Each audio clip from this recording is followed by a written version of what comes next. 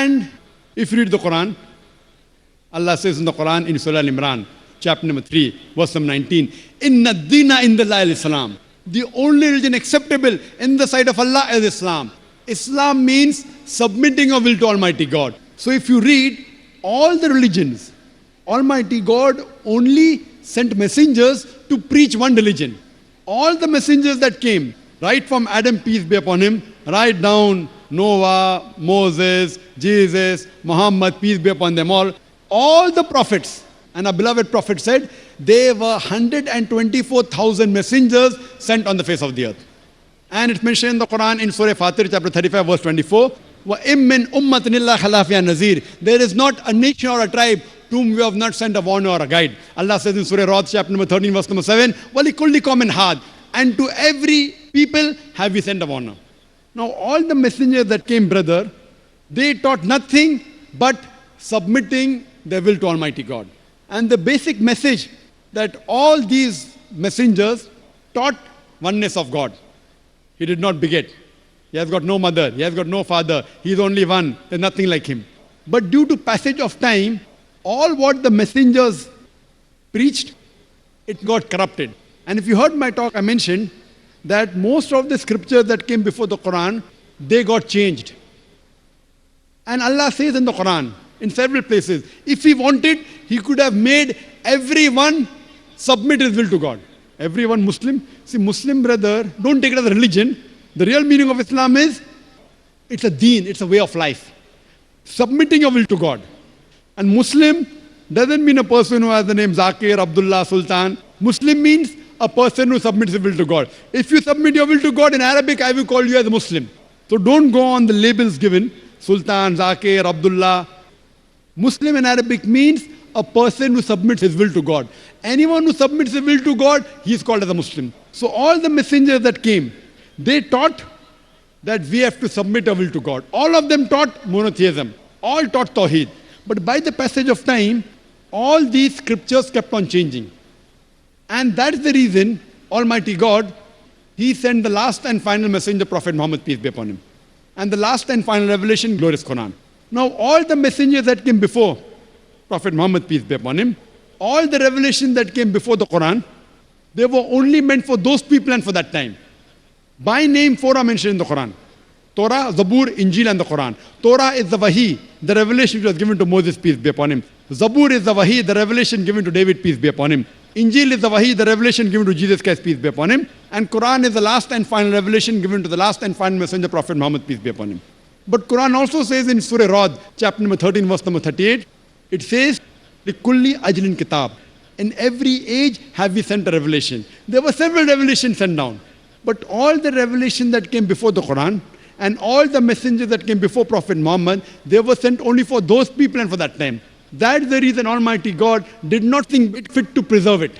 But since Quran is the last and final revelation, not only sent for the Muslims or the Arabs, it is sent for the whole of humanity. And Prophet Muhammad, he is not sent only for the Muslims or the Arabs, he has been sent for the whole of humanity. That is the reason he has been prophesied in all the major world religious scriptures.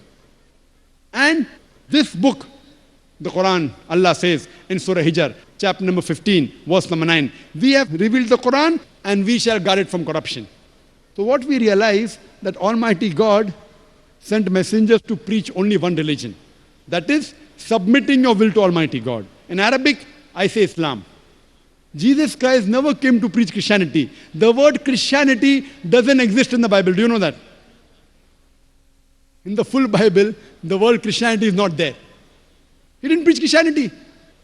The word Christian was a nickname given to the followers of Jesus at Antioch, mentioned in the book of Acts. Nickname. So Jesus Christ preached Islam.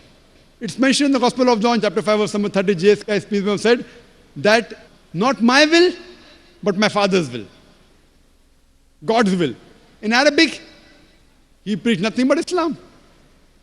Similarly, if you read Bhagavad Gita, Shri Krishna said that you have to submit your will to God. If you understand Arabic, he says that you have to accept Islam.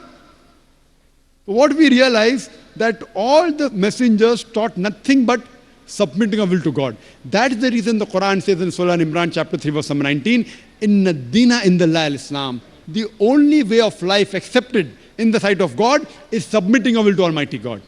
So what we have to go back to the original scriptures. Go back to the commandment of Almighty God and submit your will to the commandment of God, and then you will be following the straight path. Hope that answers the question, brother. Yes. The second question on to my left, the mic behind. Good evening, Dr. Zakir Naik. My name is Naresh. I have completed my BCom and I'm looking for a profession in film industry. My first question to you is about human evolution. What does the Quran say about the human evolution? Because a common man, in a common sense, thinks that Adam and Eve were the first person, the cause of human evolution. So if you look into that sense, now for Adam and Eve, he is our great father, I can say. So, and we are like sons and daughters to him. So how would this relate for us individuals to marry our own brothers and sisters? Brother asked the question that what does Quran speak about evolution? That we came back from one common great-grandparents, Adam and Eve. What he's talking about is not evolution, it's about creation. Well, I'm a medical doctor. I've passed my MBBS. When you say evolution, theory of evolution, you start thinking of Darwin's theory. Correct? That we have been evolved from apes. If that's the question, you can refer to my video cassette, Quran Modern Science. I've given in detail that theory has been proved to be wrong. Darwin's theory. But the main question is that if we have common great-grandparents, Adam and Eve, how come we are marrying our own cousins? That's the question. Correct? It's not related with monkeys. No, it's not related with fine. monkeys. The monkeys question, you can refer to my Quran Modern Science. Allah says in the Quran in Surah Hujurat, chapter number 49, verse number 13, Ya ayyuhan nasu inna khalaqnakum min zakarin wa unsa wa jalnakum shu'uban wa qaba'ila lita'arafu inna akramakum indallahi atqakum inna Allaha alimun khabir. O humankind, we have created you from a single pair of male and female. Talking about Adam and Eve, may peace be upon them. O humankind, we have created you from a single pair of male and female and have divided you into nations and tribes so that you may recognize each other, not that you may despise each other. And the most honored in the sight of Allah subhanahu wa ta'ala is the person who has taqwa, who has God consciousness. Now coming to your question, if we have got one common great-grandparents, so how come we are marrying our cousins? Today science tells us that if you marry your immediate blood brother and sister, there are high chances of genetic problem. Therefore in Islam and most of the religions, marrying your immediate blood brother and sister, it is prohibited. Or marrying your immediate blood relations, as Quran says in Surah Nisa, chapter number 4, verse number 22, 23, 24, it says that you're not allowed to marry your mother, you're not allowed to marry your paternal auntie, your maternal auntie, not allowed to marry your sister, and the whole list goes on. The immediate blood relations. This is prohibited in the Quran and prohibited in most of the religions. Now, as far as marrying second cousins or the first cousins, Islam does not prohibit. Third, fourth, fifth, most of the religions don't prohibit. But some religions prohibit the marrying of first cousins. Now, as far as today science tells us that marrying your immediate blood relations, brother, sister, or paternal auntie, maternal auntie, there are high chances of genetic problems, which keeps on decreasing as you keep on. Even the first cousin, the chances are negligible, but there. In third, second cousin, third cousin, it is no problem at all. If you marry unknown, even a non-relative, out of the blues, yet there can be genetic problem, that is unique, but can take place. So based on that, in this verse of the Quran, that Adam and Eve, our common great-grandparents, therefore we are called as brothers in humanity. Yeah, you are Nas. That we are brothers in humanity.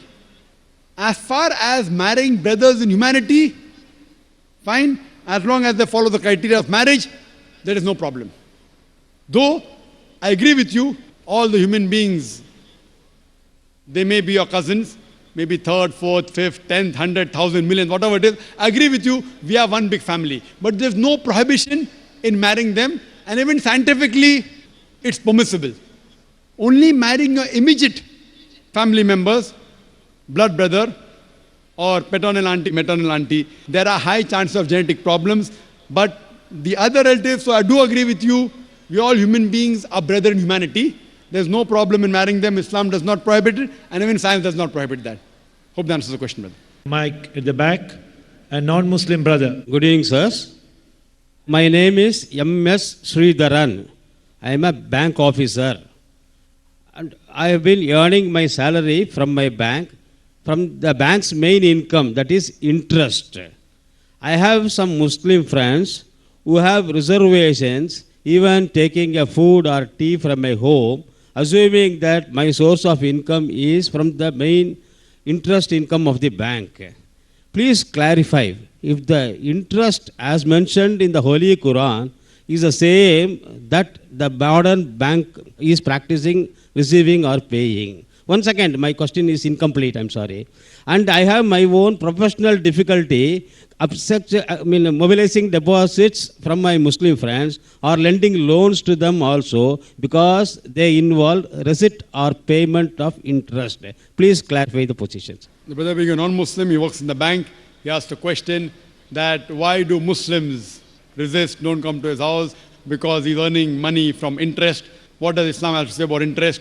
And he finds the difficulty mobilizing fund from the Muslims. Brother, the Arabic word mentioned is riba. Riba means interest as well as usury. Some people, they think that riba does not mean interest, but it includes interest as well as usury. Interest, according to the dictionary, means money earned on money lent. And usury means exorbitant interest. Both usury and interest, both are prohibited. And the Quran mentions the word riba in no less than 8 different places.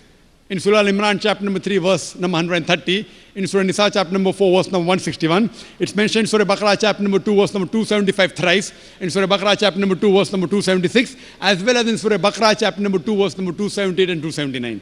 I'll just translate the last verse. Surah Baqarah, chapter 2, verse number 278 and 279 says that if you give up not your demands of riba, of interest, then take notice of a war from Allah and His Rasul. So anyone who deals with interest, gives interest or takes interest, he is waging a war with Almighty God Allah and with the Messenger Prophet Muhammad Sallallahu Alaihi Wasallam. It is one of the major sins in Islam. One of the major sins. And one of these says, one of the lower level of interest is equivalent to doing zina, adultery with your mother. Now what is the logic behind it? You can hear my talk on interest-free economy promulgated by the Quran. It's a big talk. For me to prove to you why interest is haram, it will take a few hours, which will not be possible now. But in short, the reason interest is prohibited because it makes a rich person more rich and a poor person more poor. And furthermore, interest encourages many evils.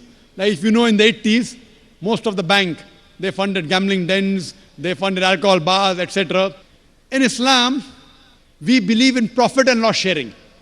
See, today, you being a banker, you know, the company which has the least debt is a better company.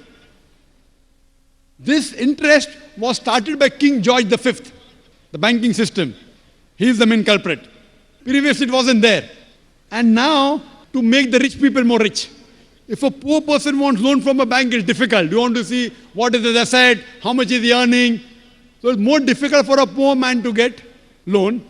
And furthermore, if you analyze the top companies, they are debt-free companies. Therefore, today we find stock listing. You know Anil Ambani, he floated the Reliance Power. How many? 1.1 lakh crores. You got 100 times more than what he wanted. No bank would have given him so much money. What he did? He floated stock. What is stock? It is Islamic system, profit and loss sharing. Correct?